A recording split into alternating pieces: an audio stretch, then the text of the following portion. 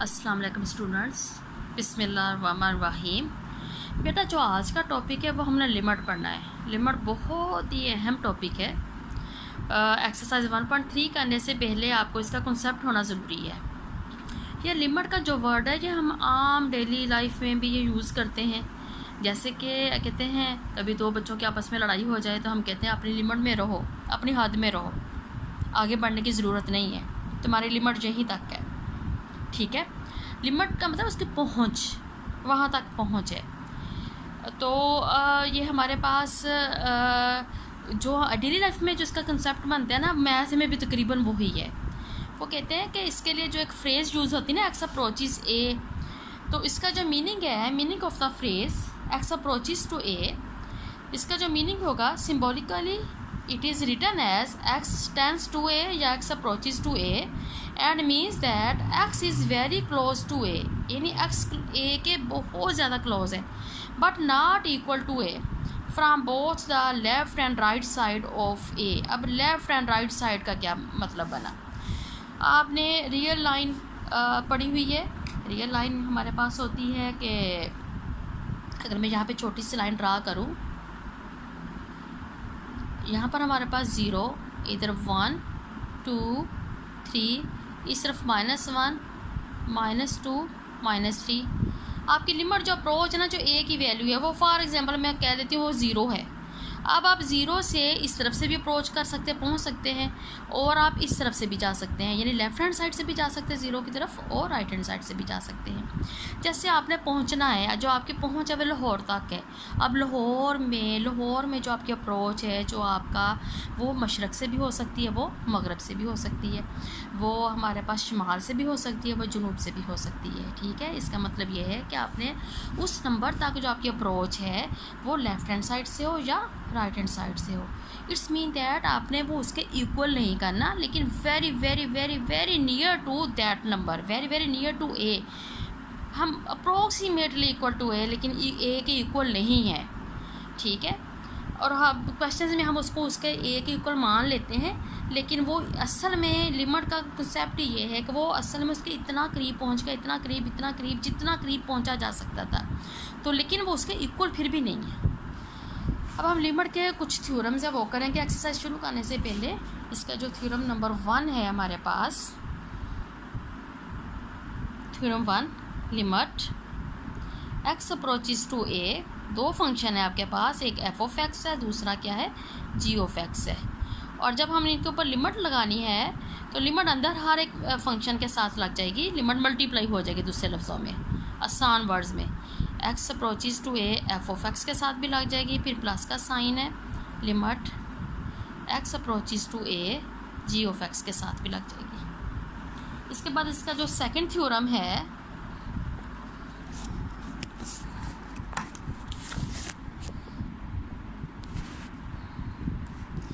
Second theorem इसका minus के लिए करते हैं।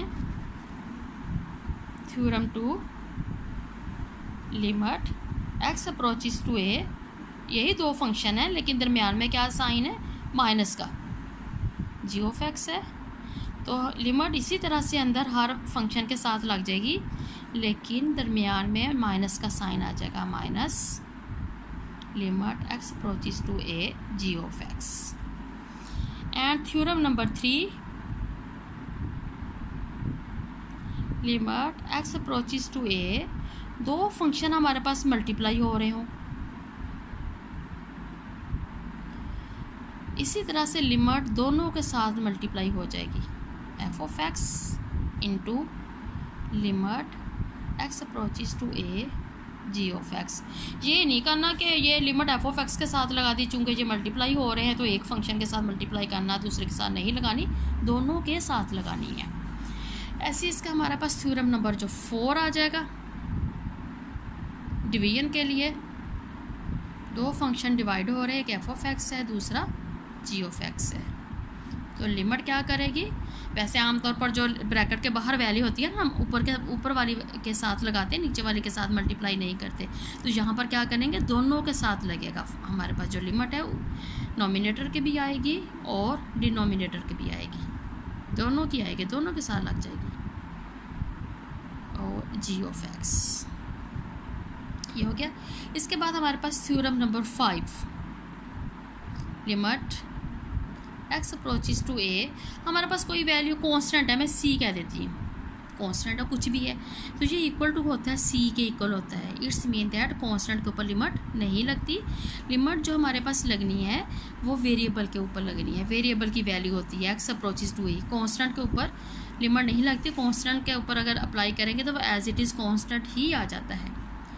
थ्योरम नंबर 6, अगर ऐसे ही अगर हमारे पास ऐसे आ रहा है limit x approaches to a, हमारे पास है c into f of x है, यानी जो x है ना, x के साथ कोई कांस्टेंट आ रहा है 5x 6x 7x², इस तरह की वैल्यू आ रही है, साथ कांस्टेंट मल्टीप्लाई हो रहा है, तो उसमें भी यही होता है कि जो कांस्टेंट है वो बाहर आ जाएगा और जो लिमिट है वो वेरिएबल के ऊपर लगेगी, यानी एफ ऑफ एक्स के ऊपर लगेगी। लिमिट हमारे पास एफ ऑफ एक्स के ऊपर लगेगी।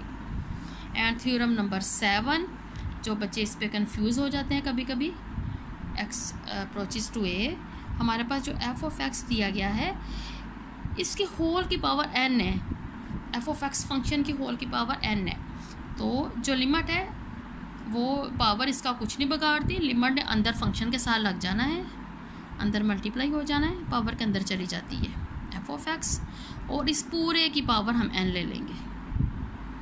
That is clear.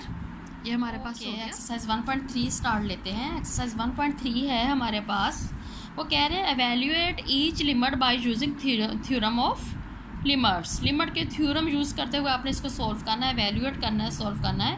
First part है हमारे पास limit x approaches to 3 2x + 4। Simplify करते हैं, लिमिट के थ्योरम अप्लाई करेंगे। थ्योरम अप्लाई करते हुए हमें पता है कि limit x approaches to 3 2x + 4 equal to होगा, लिमिट का क्या रूल है, अंदर सबके साथ मल्टीप्लाई हो जाएगी।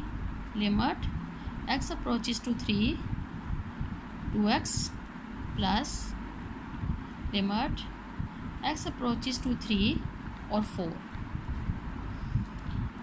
ये कांस्टेंट है, कांस्टेंट लिमिट से बाहर आ जाएगा, 2 बाहर आ गया। Limit x approaches to 3x plus constant के ऊपर लिमिट नहीं लगती, कांस्टेंट एज इट इज़ आ जाता है। That is equal to 2 as it is. Apply limit, limit apply करें। x किसकी तरफ अप्रोच कर रहा है, 3 की तरफ, तो x की वैल्यू कितनी आ जाएगी 3, x की वैल्यू 3 पुट कर दी प्लस 4, और ये आपके पास आ गया आंसर 10 इज़ योर आंसर। बहुत ईजी क्वेश्चंस हैं, यहाँ पर आपको ना लिमिट अप्लाई करना सिखा रहे हैं असल में। सेकंड, इसका थर्ड पार्ट मैं करती हूँ। थर्ड पार्ट है x approaches to 3x² + x + 4 that will be equal to limit x approaches to 3x² + x + 4 पूरे की पावर कितनी बन जाएगी 1/2। अभी हमने एक थ्योरम किया था लिमिट का कि लिमिट पावर के अंदर चली जाती है, तो हम लिमिट को अंदर ले जाएंगे। Limit x approaches to 3x², फिर कौन सा साइन है प्लस का, limit x approaches to 3x आ गया, फिर plus limit x approaches to 3 और 4 आ गया, और इस पूरे की वैल्यू कितनी है, पावर कितनी है 1/2। ये हम बाद में सॉल्व करेंगे। अब हम इसकी लिमिट अप्लाई कर देते हैं। लिमिट अप्लाई करेंगे तो x की वैल्यू किसकी तरफ अप्रोच कर रहा है, 3 की तरफ, इसकी वैल्यू पुट कर देते हैं, तो ये आ जाएगा हमारे पास 3 की पावर 2 प्लस x किसकी तरफ अप्रोच करा 3, x की जगह पर 3 पुट कर दिया, प्लस 4 की जगह पर 3 एक्सचेंज नहीं कर देना, 4 कांस्टेंट है तो ये एज इट इज़ रहेगा, 4 रहेगा। तो इसलिए आप जब लिमिट अंदर मल्टीप्लाई करती हैं तो ज़रूरी नहीं कि आप हर वैल्यू के साथ लिमिट लगाएं, कांस्टेंट के साथ बेशक ना लिखे, कांस्टेंट को वैसे उतार लें फिर भी ठीक होगा। तो ये इसकी पावर 1/2 है। सिंप्लीफाई करते हैं, 3 का स्केल या 9 10 11 12, 12 में 4 ऐड किए तो 16, 16 की पावर 1/2 आ गई, और ये जब इसका 1/2 किया तो 4 is your answer. That's all बेटा। इसके बाकी जितने पार्ट्स हैं इसी तरह से थ्योरम्स के रूल्स को सामने रखते हुए आपने सॉल्व कर लेने हैं, और क्वेश्चन नंबर 2 कल हम डिस्कस करेंगे। ओके भी, थैंक यू वेरी मच। अल्लाह हाफिज़, टेक केयर, दुआओं में याद रखिएगा।